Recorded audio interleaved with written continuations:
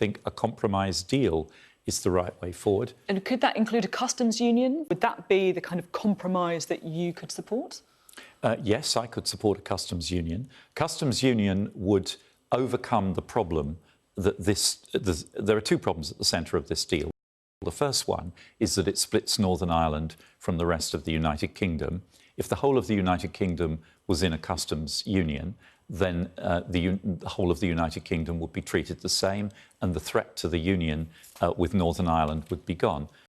And the second big challenge with this deal is that it clearly could be a route to a no-deal exit at the end of 2020. Of course, we've got to get this resolved now as soon as we possibly can, and we need to resolve it by a deal which takes us out of the European Union so that we're done with membership of the Union, and that's a big win for those that want to leave the European Union, but a deal that also ensures that our economy will remain closely aligned with our biggest market and our biggest customer, and that is a win of sorts for those who wanted to remain.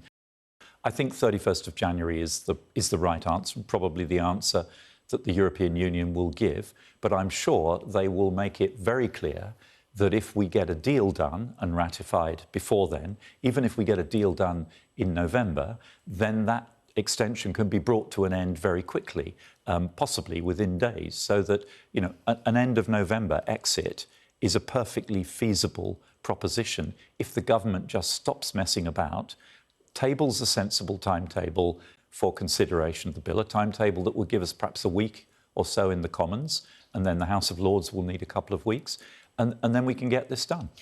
The deal that Boris has done is a deal that was available to Theresa May 15 months ago, a deal that would have split Northern Ireland from the rest of the UK. Theresa May rejected that. Boris agreed with her at the time that that was not something any British Prime Minister could agree. He said as recently as September the 11th that a Northern Ireland-only backstop would be completely unacceptable to the UK. So pivoting to accept something that's previously been on offer from the EU, it was their preferred solution and has been rejected because it didn't work for the UK, is a limited achievement. So does this deal damage the Union?